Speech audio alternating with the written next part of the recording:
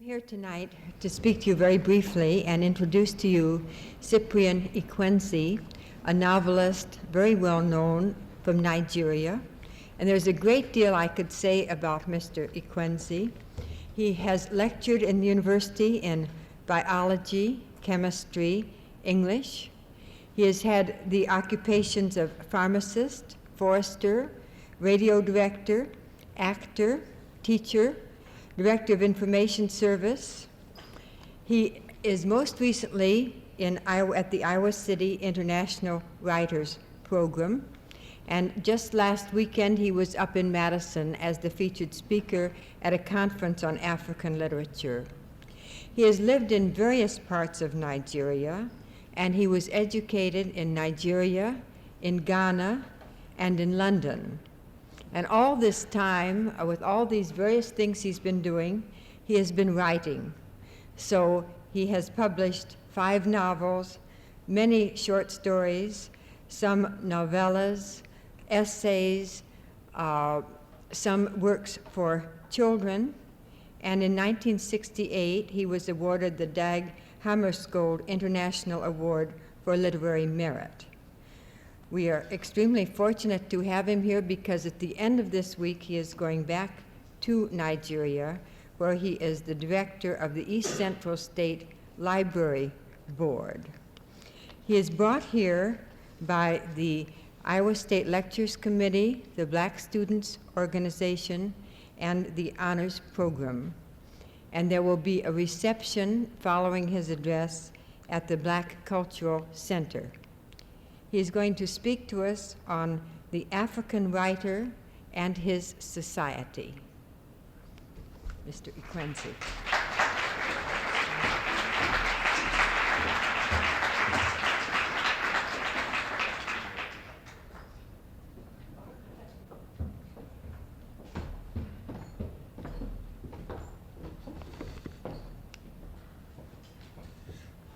Good evening. I feel I'm still within my home state. Before I came here, I didn't know what was to be my address in the United States. And I gave out to friends purely on speculation, State University of Iowa. The result of that was that many letters which were addressed to me at the International Writing Program came first to Ames. I didn't know the difference between State University and University of. At least one difference I now see is that there are many Nigerians here and fewer in the other university. So this is a good sign, and I feel very much at home. Now, what I'd like to do this evening will be to give you a formal presentation of my own paper, which I've called The African Novelist and His Society. And then I'd like to bring you up to date by reading extracts from 2 recently completed works of mine. They will not be long extracts. One will be from a novel which I completed in the International Writing Program. I brought the material over with me, and I've been in Iowa City 5 months. I was able to complete the novel. I've done more writing in 5 months than I have done in the last 5 years, so that speaks well of the International Writing Program. Then I'll read to you something else from a published story, which I wrote since the end of the war. This is a story for young people. I find it very stimulating to write for the younger people. That is mainly people in the post-elementary and lower and early secondary, that is early high school. That is capturing the ages of about 12 to 14, 15. I have a very big audience of readers in that category. So working on the theory that we are always young at heart, I will also read you a little extract from Something for Young People. Novel writing as a form of art is a comparatively recent innovation in Africa. The more familiar art, oral storytelling, was the mode until the arrival of literacy. It might therefore be premature to examine the relationship between the novelist and his society in Africa. Naturally, I am concerning myself with the African writer and his society. How long has the modern African writer been at work for this investigation to be valid? One of the first questions we must ask ourselves is, does modern African society recognize the writer? Is he an integral part of the organization? The answer is yes and no. Recognition has been accorded the writer by his audience, mainly the literate percentage interested in identifying with the problems of today. Again, African governments have, over the past decade, been injecting our own literature into the educational curricula. All this does not mean that what the modern novelist says is regarded as important enough to command serious attention. Perhaps the book has not yet been written, which will set a spark on some big continent-wide debate. Most of the recognition and importance accorded to African writers comes from abroad. There are more African studies programs in the United States than in Africa. Today's novelist has a memory of the old storyteller who was very much part of the traditional system. There was more leisure when Scheherazade, for 1001 nights, held off the executioner's axe by telling the king about Ali Baba, Sinbad, Aladdin, and the genie.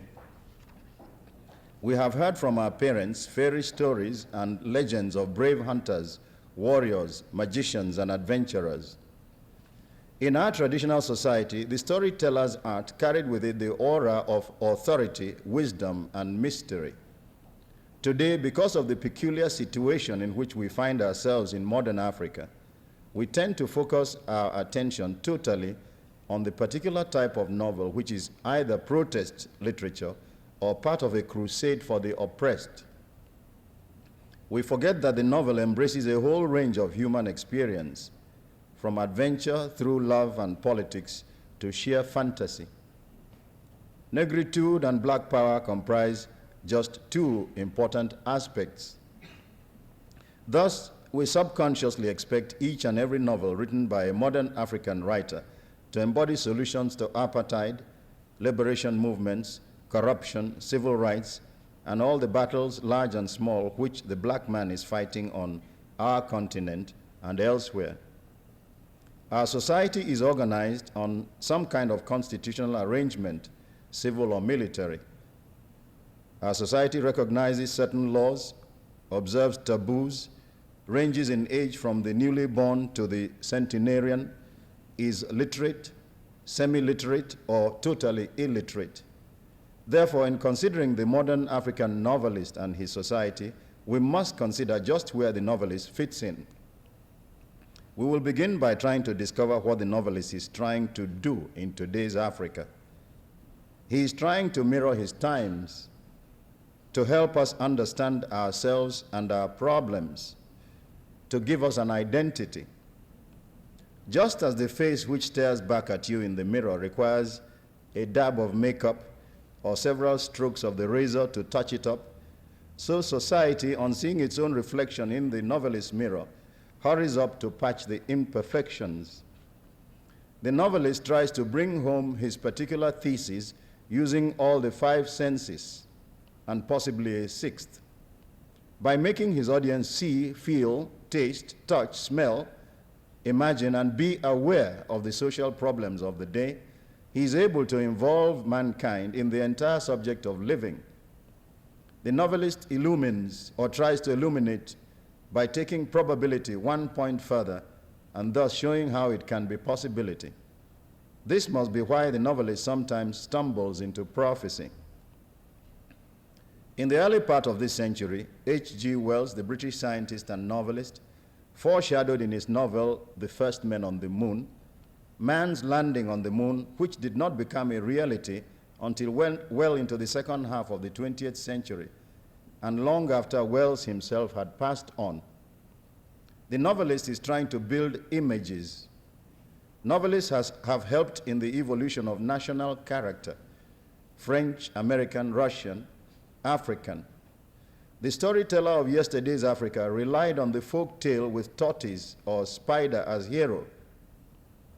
In our modern literature, Okonkwo is the champion wrestler, Brother Jero the hypocritical priest, and Jaguar the fabulous courtesan. The image of politics as a profession of corruption is clearly etched in our minds. What is the picture that immediately comes to mind in answer to the question, who is an African? Who is a Nigerian? Dr. Okoya Rikbo has said that Nigeria is not a mere geographic expression. Is the African a mere inhabitant of a geographic area or more than that? The Federal Information Services of Nigeria tell us that we have 250 ethnic groups in Nigeria alone. Has ethnic identity anything to do with our image as a people? The novelist must help us find out. Out of these hundreds of ethnic groups, have we fashioned out a national character? We have read articles in our local papers by foreigners stressing excessive sexuality as a characteristic of African males. Who is the African male? Is he the affluent luxury car owner dwelling at Tinubu Square in Lagos, or the 20-year-old son of the cassava-growing Jeep owner with 10 wives and 100 goats in the village? Or could he be the Nigerian, could the African be the cattle herdsman marching towards the river banks and across the coast to the coastline, driving 300 head of cattle ahead of him? The African is every one of these men. The novelist can help us unravel still further the twisted threads or piece together the jumbled jigsaw. Africa has passed through some turbulent years, and more tumultuous times lie ahead. It is the novelist who can immortalize those particular periods and show us the lessons they teach. The great African novel still remains to be written by today's generation or the next or the next. It is impossible to discuss the novelist and his society without some reference to the roots of the novelist. It is his African roots that distinguish the African novelist from any other. Some African novelists are living and working in their own countries. Some, like those from South Africa, are unable to live in their own countries, but must live abroad so as to give freer expression to feelings and theses which are uppermost in their minds, but repugnant to the ruling society in their own countries. Wherever a novelist lives, his inner voice must continue to cry aloud. But sometimes it is not his own society that heeds his cry so much as other societies with a conscience. Novelists of our own generation find themselves performing a new role. The African musician today has a message for his people. The black boxing champion becomes the focal point of the aspirations of a whole race, a mouthpiece. Why not the novelist? Whether he likes it or not, the modern African novelist carries a responsibility to his own society. This responsibility for the African novelist is to create an awareness of national identity, pride, and purpose in the mind of the African reader, and to make African society courageous in pursuing the prescribed goals of all oppressed and free peoples everywhere. After the struggle for political independence, some African countries are now staging a struggle for economic independence. They are realizing that political independence gives power, but economic independence makes it possible to exercise that power. Alongside of this battle for development is another battle, the battle for cultural independence. Colonialism involves not only military but also cultural subjugation. With the demise of colonial rule in most parts of Africa, A new cultural awareness is invading the continent. This is one area where the novelist must function. But is the novelist's cultural contribution ever invited, ever recognized? Unlike the dramatist, there is really very little he can dramatize. One of the big victories against Africa was the cultural conquest of Africa, in which practically everything African was subjugated to the scrap heap or the funeral pyre. Whatever was salvaged from that funeral pyre today commands high value. Our universities are now setting up institutions to study our cultural heritage. All over the world, black hands are reaching out towards Africa, seeking rescue. It is left for us at home to give the rescuing pull. Ideally, the novelist must be self-employed, but since this ideal is seldom attainable, the African novelist seeks employment in education or the media, television, radio, press, government information, or advertising. He will still have to write his novels and his poetry to produce his plays. I do not know of any full-time novelist in Africa. A full-time African novelist has no place in his own society, but may be able to support himself abroad totally from his writing in English or in the home language. Is African society under any obligation to contribute something to the upkeep of the novelist? Some countries, in fact, recognize and promote writers' societies, create writers' workshops, offer fellowships and bursaries in order to enable novelists produce novels. The idea of such programs has not even been conceived in Africa. Africa is too involved in other problems: population planning, agriculture, education, medicine, to find time to spare for novelists, except when their writing is out of line with the prescribed politics of the time. It may be a good thing for the African writer not to be supported by his government, for the novelist may find himself called upon to play a tune conflicting with his own ideas. If African society has so far shown little regard for the novelist's dilemma, does the novelist owe his society anything? I believe the African novelist owes his society a duty to make it aware of itself in the scheme of world affairs. If his society does not recognize his contribution now, or rather ignores it or even obstructs it, he must nevertheless go on doing his duty regardless. And since his material is drawn from society, it is his responsibility to be true to himself and to that society. Truth is a cardinal tool in the African Writers' Workshop. In Africa, it is Nigerian novelists who, on their own initiative, have made the largest contribution to the development of the African novel. The task of producing literature and holding body and soul together cannot totally be left to individual novelists. One way that African governments can encourage novelists is to establish grants and fellowships to enable novelists produce more novels without strings attached. Indigenous publishing programs need financial support if they are to survive their first difficult years. In fact, in this area, Africa is making rapid progress. In East Africa, you have the East African Publishing House, which publishes novels and actually distributes them on a worldwide basis.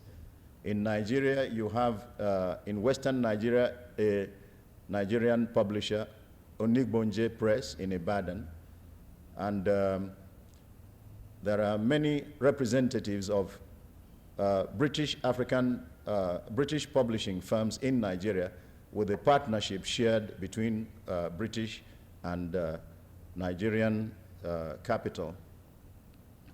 One almost totally ignored area is the area of children's books, or should I say young people's books. Our young people of today are the leaders of tomorrow. Already, by including the few available African novels in their curricula, African children are being exposed to their own true image, as opposed to the stereotypes in books produced by non-African writers. But much more needs to be done. African governments must budget clearly and definitely for a planned program of children's book production, commencing from the very earliest stages and utilizing the materials drawn from local sources. The novelist must be integral to the planning. Although the level of literacy is rising in African society, the present gearing towards the solution of economic problems tends to play down the importance of literature in molding national character. Thus, much of the literacy of today is necessarily directed towards books which enable the readers to pass exams, obtain employment, and amass fortunes. The leisure arts, reading, music, etc. are relegated to the post-success period of our lives, and their importance is not emphasized all along. This is one reason why the question still remains: does our society need the novelist? Our group ways of life are altering as we continue to work towards our national economic goals and to prosper economically. It is the novelist's duty to portray to ourselves and to posterity the drama in our lives, the conflicting values and standards in our society. How much does African society expect the novel to expose? How much does African society expect the novel to conceal? Must the novelist reveal the dark places of their heart? Must the African novelist cover up corruption, the slums, crime, prostitution, the disappearance of God from our midst, and the emergence of the quickest ways to hell? Where does the African novelist find the link with black peoples the world over? How does the oppression he faces in his society differ from or resemble the oppression faced by other novelists in similar societies? These problems engage the minds of African novelists all the time. The rest of our society can hardly spare the time from amassing money, paying school fees, taxes, and constructing the road to the village to consider whether the novelist, like the storyteller of ancient times, is necessary to today's African society. That's the end of the formal presentation.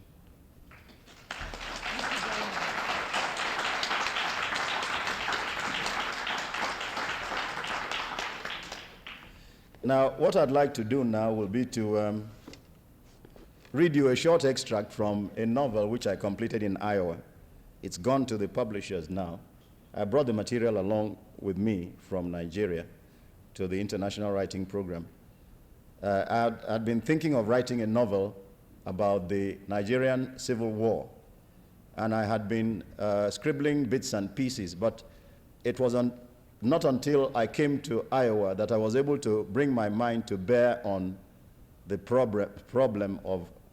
problems I had to face in writing the novel in a concentrated form. The novel is called Survive the Peace. It was originally called Scattered Families, but I found that title rather restricting. The thesis of the novel is that surviving a war is a possibility. Surviving a peace is an art in itself. I don't think we need to look very far to find the fundamental truth in this.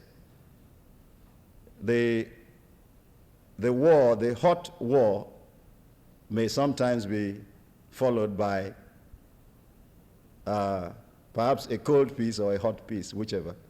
But usually that peace is sometimes more interesting than the war, in that it is, in its action, the peace is not as swift and final as, say, a bullet cutting off life. I will not be able to read the whole of the novel, which is 200 pages. But what I'd like to read is a small extract which shows the kind of thing which was happening at the end of the war. The central character in this story is a journalist, a radio journalist called James Odugo. He is working in a Biafran radio station when the war ends. And he actually sees the end of the war. But at the same time, there are a lot of things happening which are of interest and show that human character is the same, whether in war or in peace, except that in moments of crisis, these traits are sometimes sharply accentuated. He flees from the radio station when the shells begin to fall nearer. And he has with him a girl who is working at the radio station. Her name is Vic. And they arrive in a village. The village is called Obodonta. That is a little village by the river. And there is a lot of confusion. No one knows where he's going or what is happening, except that something very terrible is happening, and everyone is looking for somewhere to hide. And James Odugo and Vic arrive in this village, and James remembers the village because he has a friend, an old friend there called Pa Ukoha, an old man who has never been out to war but has 8 children who are in various parts of the war. He stops his car, and then Vic is sitting in the car, and he goes to investigate whether Pa Ukoha is still there. The 2 men whom Vic had seen marched down the road and mingled with the fleeing refugees. All they cared about in the race for life was what they could steal. They kept close together, scanning the tired and weary faces of the refugees with hyena eyes, seeking a crack, an opportunity, a victim. On the main road, they heard the sound of running feet and small arms fire. They bent low and moved quickly in the direction of the firing. They saw a Biafran soldier standing across the road in the early morning fog, selling flour, cornmeal, corned beef in tins, beans at prices which were ridiculous. And they were accepting Biafran money. Some fleeing refugees who dared to pause pressed bundles of looted notes into the soldiers' hands and took away the food bags. At the corner of the street, another soldier was covering the operation by aiming his automatic gun at the sky and spilling bullets at no one in particular. It was this shooting that had attracted the 2 thieves. The relief-selling soldier was rapidly disposing of the materials in the store behind him, materials hoarded by the distributing agencies for many months, while diplomatic talk went on endlessly in Geneva, Washington, Uganda, Ethiopia, and Kwashiorkor dealt its relentless blows at the children for whom the relief had been flown in by pilots who believed they were dedicating their lives to humanitarian services. Now a soldier was selling off this relief. Standing away from the rush, one of the thieves cried, "Chineke, so food like this was here, and we were starving." He drew his cutlass and winked at his partner, who drew a pistol and crept close to the soldier selling the relief. Carefully, he put the gun between the eyes of the startled soldier and shot him dead. As the soldier fell, his customers dropped their loot and fled. The other soldier, guarding the corner, turned and, seeing the man with the small gun, threw himself on the ground and released a deafening stream of fire at him and at everyone in the center. Bodies fell left and right, the 2 robbers and some women and children among them. The store went up in flames. "One Nigeria! One Nigeria!" came the chant as a fresh arrival of soldiers took over, and in the distance the sound of small arms fire crackled amidst more cries of "One Nigeria!" "I'm getting away from here," said the soldier with the automatic gun. "Those are federal soldiers." But he had had enough time to unload his companion's pockets and to stuff his own with the collected paper money. That's a little extract of the novel.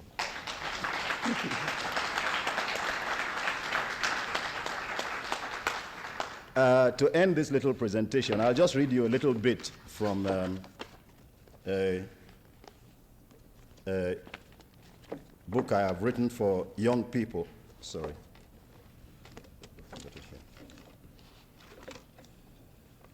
Now, this one is a story of a young boy who attends school. At the end of the war, there was a lot of rehabilitation. Schools had been bombed. They were being rebuilt. And children went to school carrying their desks and chairs to school every day and bringing the chairs and desks back. And this boy, his father was a coal miner. His father was killed in the war. And he's living with his mother. But he is a little rascal. His name is Samankwe. He's a little rascal. And he's always getting himself into scrapes. And he comes back later to school to tell stories which are really true, but no one will ever believe them because they sound fantastic. This is the second book I'm writing on Samankwe. The first book was called Samankwe in the Strange Forest. The first book dealt with Samankwe going out into a forest with a band of truants. This is because he was whipped on his bottom by his teacher. He goes into this forest and falls into a gang of truants who are drinking palm wine. He gets drunk. He's never tasted palm wine, and this is the bitter, sour kind. Then he has all sorts of fantastic adventures and comes back to the, in the meantime, he's found by the police, and he comes to tell fantastic stories. In this second story, it is called Samankwe. The second story is Samankwe and the Highway Robbers. He's traveling with his uncle to Benin. He lives in Enugu. The van, the little bus in which they are traveling, is robbed. It is robbed by highway robbers, and he's taken captive. He manages to escape, and he helps the police identify the robbers' hideout. The king of the police is a man called Black Diamond, and he's a beautiful man. The women love him. His picture is always appearing in the paper. He doesn't care about death. He believes he's bulletproof and so on and so forth, and everybody believes that. Each time he's in prison, he escapes. But Samankwe has helped. He's captured, and this is the morning of the execution. I hope you all know that in Nigeria we shoot robbers publicly, and it is like your cup final day here. Everybody comes out to see the robbers being shot. It's a beautiful sight. The Black Maria blew its horn. Oh yeah, now let's go. Diamond waved his chains and stood for a moment.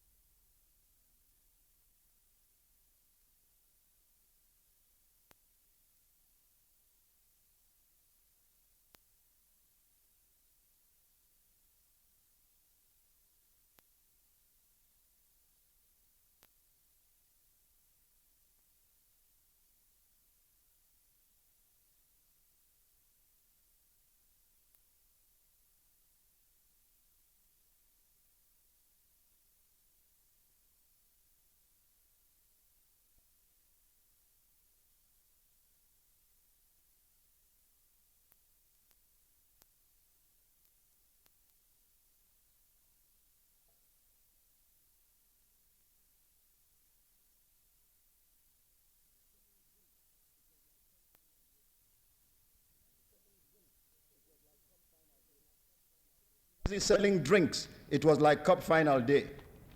Samankwe had been brought there in a highway patrol car. He kept close to the highway patrol leader. Soon the military lorry carrying the firing squad arrived. The criminals were let out. At the sight of them, the yelling began again. The robbers were dressed in smart clothes. There were 4 of them, but Samankwe could not see Tijani, alias Amadou Okafor. Then he remembered that Tijani had been state witness. The robbers were being tied to the stakes. Diamond towered clearly above the others. His white dress shone in the morning light. He had a smile on his face. A priest went up to them and began to bless them and to pray for them. Ye must be born again, ye must be born again. Verily I say unto you, ye must be born again. Pray for your sins. May God forgive you your sins. Amen. Women in the crowd began to cry.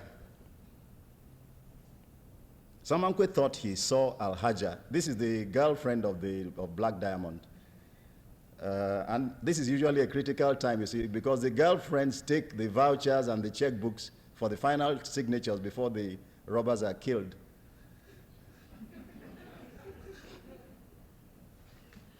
Samankwe thought he saw Al-Haja coming, although the veil worn by the lady was very thick.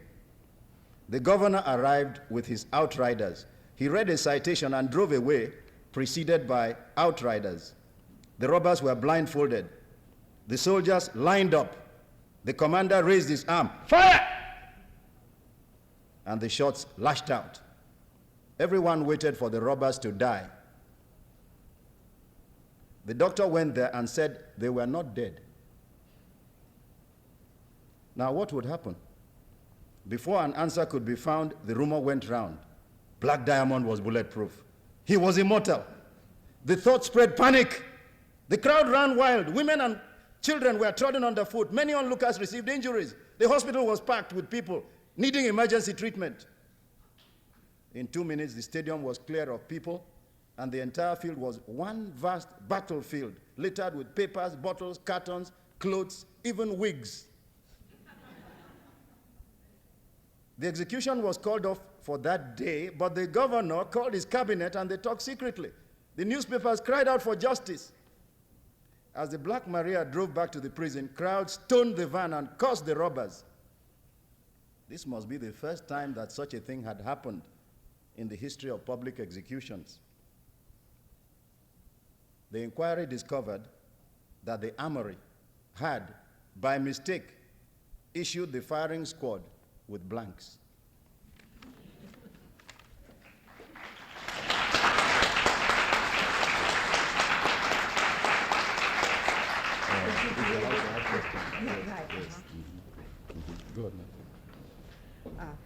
Mr. Ikwenzi says he will be happy to entertain questions for perhaps 15 minutes, something like that. Yes.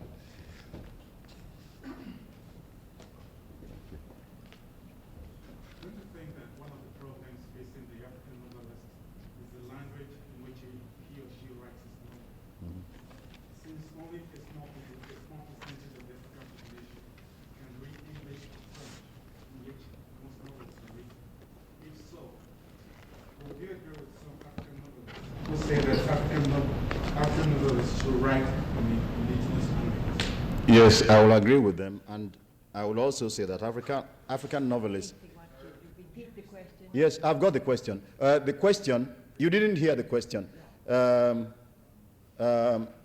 of the problems facing African novelists is language. And since a small proportion of the African population is literate, it means he's reaching a small audience. And an African writer has said that for an African novel to be African, it should be written in an African language. Would you agree with this? My answer is I would agree with that. And I will also tell you that African novelists are already writing in African languages. These are the novelists of these are what you might call the domestic novelists. The international novelists have to write in international languages. Now, I can tell you of some writing which originally was in Hausa or in Yoruba or in Igbo, which had to be translated into English to make it available to the international community. I can also tell you that in Onitsha, by the waterside on the River Niger, the novelists there who created what is called the Onitsha market literature wrote, edited, printed, sold, and distributed their novels all in one town of Onitsha, population 20, 30,000. So there again you have what is authentically African writing. And if you want to know about Onitsha market literature, you have to go to Onitsha. So this is the situation. There is a compromise which many practicing novelists have adopted over the years. That is to try to get the feeling of the African language to come through their writing, even though they're writing in English. This requires a lot of discipline and painful writing, but some of the novelists have succeeded in solving this problem. I don't think that an African writer loses by writing in English. In fact, I think he gains a wider audience, and he helps to acquaint the world with the cultural values of Africa. Does that answer your question? I'd like to follow up. Yes. Would you agree with another statement by Wole Soyinka that a tiger doesn't have to shout? It's tigritude. Yes, I agree with that. And that African writers should stay closer to home in order to get, to write about the African society. Exactly. They don't have to go outside. Yes, I mentioned that in my talk, that what makes the African writer, what gives him roots is his Africanness. Well, let me comment a little bit on Wole Soyinka's statement about a tiger shouting about its tigritude. At the time that statement was made, there was a big movement in French-speaking West Africa about negritude, which was the assertion of blackness in a white-dominated community. Now, if you look at it closely, you will find that Aimé Césaire and Senghor and the others who were shouting negritude were not doing anything which is ridiculous. If you look at their social context, it is difficult for a Nigerian who has grown up in a black-dominated society to imagine that someone will be regarding blackness as an issue. In fact, most Nigerians are colorblind. If there is one thing which exists in Nigeria, it is color discrimination against white people. It's the other way around. There are still parts of Nigeria where a white man is a curiosity. In fact, there are parts of Nigeria where when a white man is passing, all the children come and start shouting, and they run after him, calling him, oh, he is white, he's a white man. It's a novelty. Just as there are parts of the world where a black man has never been seen. But where the personality of a particular ethnic group tends to be obliterated by the majority, it is necessary for that minority to assert its presence and its own distinctive characteristics. If you have ever been to a place like Dakar or Dahomey or even Guinea-Bissau, I've been to Guinea-Bissau, you will find that the system of colonization in which the colonizer really integrates with the people tends to absorb the culture of the colonized peoples. In Dahomey, for instance, up till a few years ago, if you wanted your photograph taken, it would be taken by a French photographer. If you wanted to buy bread from a grocer, the grocer would be a French grocer. If you went to a supermarket, the cash registers were operated by French people. If you and your family were living here, next door neighbor, you could see the washing, the clothes on the line belonging to the Frenchman and his wife. Therefore, with economic and political power in their hands, it became the practice in French-speaking countries for the black people to look to Paris as the cultural salvation. And the ambition of the black man in that place was to go to Paris, probably enter the French parliament, speak French better than the Frenchman, dress better than the Frenchman dressed, and so on. Therefore, the cult of negritude grew because it was necessary for these black people, the leaders, the thinkers among them, began to see that if they continued in that way, blackness as their identity would disappear. So they started shouting about their tigritude. A tiger living among tigers doesn't shout about its tigritude. But a tiger living among goats or lions, 1,000 lions, starts to show its tigritude. Shows it also has claws. So I'm not defending or criticizing the statement by Wole Soyinka, but I'm trying to give you a background, the background which brought about the movement.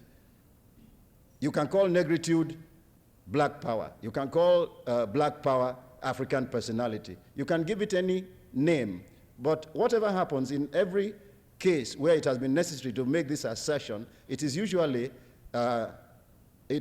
comes from a society in which economic and political power tend to obliterate a minority, and therefore makes it necessary for them to make an assertion. Is that all right?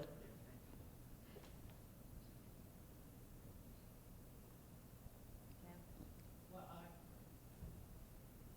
wanted to ask a question whether, since you said that you were writing for the children or for the young people, I think it's a nice thing. I never realized how much we need young people to be educated on our own writers and people who know about our own cultures and in the situation. I wanted to know whether in Nigeria the Novelists Association or some other writers, or as a matter of fact in Africa, any progress being made on producing books for the young people, because Oh, yes. A lot of progress is being made, and the governments are... He wants the question repeated. Oh, I'm sorry. Since you are so interested in... I never realized how important it was to provide books for young people. What is being done in Africa to see that books are available for young readers? Is that sort of gist of your question? Yes, and I say that a lot is being done. I've told you about the East African Publishing Company, which operates for 3 governments in East Africa: Tanzania, Gambia, and Uganda. And in Nigeria, you have the Pilgrims Publishers, Onigbonje Publishers, and then the companies from Britain which have African participation. Books are being produced for young people, but there is a very big gap. The preschool days have not received any attention whatever, the preschool days. When mother takes the little girl on her knee, she should be able to have something in bold print and color which she can start her little child with reading. We haven't got anything like that yet. But once the child enters school, there are books which, books of African literature written by Africans which help the child see the society better. This is what I mean when I say in my paper that it is necessary for us to define the role of the novelist in his society in modern Africa. In the generation before ours, the storyteller had a duty to transmit to the younger generation our cultural values. The stories illustrated good, rewarded, evil, punished, the need for truth, ingenuity, the struggle for survival, the whole cultural setup, the planting season, the farming, the joy and glory of labor, and so on. But the novelist of today has not taken the place of the storyteller in that he's not widely accepted as a necessity towards retaining these values. This is sort of a capsule form of my thesis for this evening. Does that answer your question? yeah. Right. For follow-up, another question: is it hard? Maybe I should talk loud. Is it hard to get English novels written by the African in English language or in French, translated to African or various African languages? No, it's not necessary for, this is a roundabout way of doing it. It's not necessary for an African novelist to write his novel in English and then translate it to his own language. This is a very awkward thing which I discovered in the international writing program in Iowa City. We have an international community there, novelists from Argentina and other parts of the world. And then some of them are English speaking. They have degrees in the English language. They write in their own language, and then they employ a translator to translate what they've written into English. But they could have written it in English. I don't understand the politics of it at all. It sounds the other way around. I have told you there are original works in the Nigerian and African language, in Swahili and so on, original works in Hausa. And it is up to the writer in English to take these and translate into English. And there is something lost in translation. Therefore, the African writer should write originally in his own language if he wants to do that, or write directly in English. This is my own theory of it. Omenoko, which is an Igbo classic, is the story of a young man, a young trader, who goes on a long journey and in the process sells some of his servants. He is so guilt-ridden by this abomination that he decides to live abroad. He lives abroad, becomes a king and everything, but he is usually being insulted, and then he comes home. The moral of this is that whatever you may be in another man's country, you are still a foreigner. And it is much better for you to return home where you are known, and where if someone insults you, you can insult him back. Now, I am publishing, that book has now been translated into English.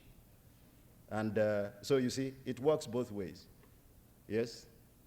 I have two questions. First of all, you mentioned the need for government support of writers in a creative capacity as opposed to taking some propaganda or some other capacity working for the government. Are there any examples of this so far as you know in Africa? I don't. Secondly, Yeah. you have some contemporaries, at least a handful of your stature who have written about their countries. I can think of some in Cameroon and Kenya. Where are they so far as you know? Do you keep in touch? Oh, yes. As a matter of fact, there is going to be a conference of African writers in Texas, of all places, not in Nairobi or in Lagos. Well, take heart, because there is a cultural festival in Lagos this year, the second Black Arts Festival. So there is, those who don't feel that African writers should meet in Texas can go to Lagos. But writers do keep in touch, and they keep in touch through their thoughts. I, for instance, know what my contemporaries are publishing. They know what I'm publishing. But you see, it is very difficult to organize writers in that they don't tend to conform to discipline. The best way to run a writer's society is to have a very efficient secretary who makes all the decisions and issues all the statements. And then you call it a writer's group, but it is really the secretary talking all the time. I ran a writers' club in Lagos. I was president for about 3 years. Then we had a new president, and the society died. But you see, I have found that it is necessary to do these things. It is necessary to have an organization because you can keep in touch. About 6 of my books are published in the Soviet Union. The Soviet publishers never so much as say, "Excuse me." They just proceed and print 100,000 copies of the book and see in these works, whether it is there or not, they see in these works the struggle of the black man against capitalism, or whatever it is. Yeah, in every piece of writing from Africa, it is a struggle against capitalism. But they never, if the capitalists hadn't brought out those novels, the Russians would not. But the capitalists haven't brought it out. The Russians would then take it and print it free. And they are the people who love African writers. And if we had a body, an organized body, since the Soviet publishers think only in terms of unions, we could then go up to the Soviet embassy and demand payment for our works. Even though this may be against all their principles, they would listen to a collected and unified front, but they would not listen to one writer. They don't belong to the International They do. Yes. In May 1973, they signed a copyright convention and appointed a high-ranking officer to start paying royalties as from May 1973.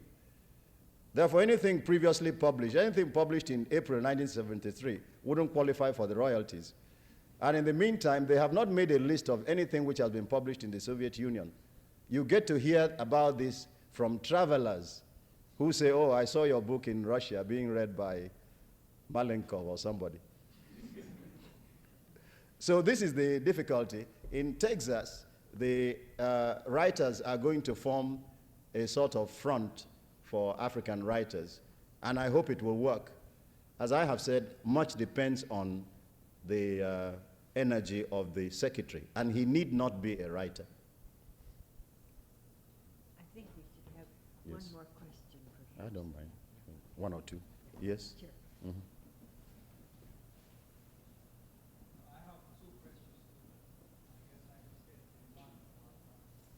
Is it possible to conceive that the differences between the African novelist on one hand and the ordinary African or the majority of Africans also in the countryside on the other, differences, geographical differences, that is rural, professional differences, educational differences, income differences. Is it possible that these differences give rise to, if you like, cultural subcultures? Oh, yes, Well, yes, okay, yes.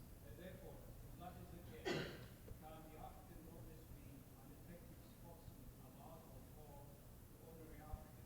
Excellent. Do we need African Maxim Gorky to really come out and say what the African aims and pleasures are? Excellent. And not people who may be a little far removed from the realities and the lives of the countryside? Very good. Yes, that's an excellent question. The African writers are addressing their minds more and more to this. An American will tell his friend, I went to Africa. You know, I spent 2 weeks in Africa. But an African will say to his friend, I was in Algeria, or I was in Kampala. There is a great difference. In other words, the American thinks of Africa as a one country or one state, Iowa or something. But the African knows that Africa is made up of countries, towns, villages, and even the villages are made up of sections. In the same thing, the African society is highly stratified. But a storyteller, you see, the essential thing is to be able to get this literature out and to make it available to mankind. If the truths contained in it are universal truths, they will be acceptable. Amos Tutuola, who wrote the Palm Wine Drinkard, was and still is a storekeeper in the Nigerian Broadcasting Corporation. He stopped his schooling in Standard 3. That is the first 3 years of elementary school. He got up one night and wrote the Palm Wine Drinkard, which was a conglomerate of science, fantasy, African folklore, and myth and magic. And it was an instantaneous worldwide success. Of course, he's living in poverty because we are beginning to feel that he was somehow duped out of his rights. And I don't think the copyright of his works is owned by himself, but that's another point. The main thing is that this semi-literate young man created something which became available to mankind. There is nothing stopping any African of any ideology from producing and making available this contribution to human thinking. But sometimes it is necessary for someone to discover where this thing lies and make it available. Just as you have the manager who makes the musician famous. So I think that it is the friend of this kind of writer who will discover what he has done and bring it out. In other words, publish it. There are no barriers at all. Every facet of society has its own contribution to make. But it is not necessary to be a poor man to be able to understand the problems of the poor. You may be a rich man who has come up the hard way, and you know what it is like to be without dimes in your pocket. then perhaps you will be able to write about it better. Does that answer your question? Yes? I want to know if African writers have made any contributions towards the liberation struggles. Oh, yes. I gave a talk about this in Madison, Wisconsin. My talk was called The Writer and Social Issues. And we've been engaging our minds on this matter for a while, and we find that this is an individual decision which has to be made by writers. Man is by nature political. The writer is part of human society, but he has this extra ability of being able to make his thoughts, which may not be better than those of more profound thinkers, to make whatever he has within his mind available to more people than, say, the engineer or the architect. But that doesn't mean that when the writer chooses to enter politics, he should expect that the rules of politics will change to suit him. Politics is a vicious game. It is a game in which the rule is, thou shalt not allow thy rival to displace thee or something, I don't know, that sort of law. Therefore, when you enter into politics and drop your pen for the gun, don't think that a bullet aimed at you will miss its mark because you are a writer. At the same time, you can also use your knowledge to dramatize, fictionize, and produce inspiring work which will keep the flame burning. This is the kind of contribution which the freedom fighter, the politically conscious writer can make. I'm sure there are writers writing in French or Portuguese who are making this kind of contribution, but I cannot give you instances without making research into this. But I don't think it will be an unusual discovery.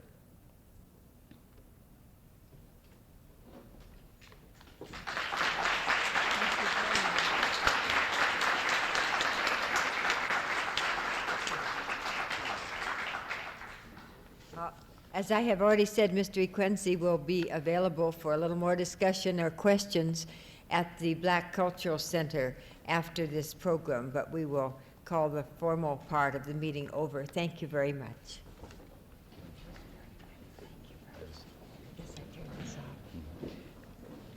I think they could have stayed and asked questions much, much longer, but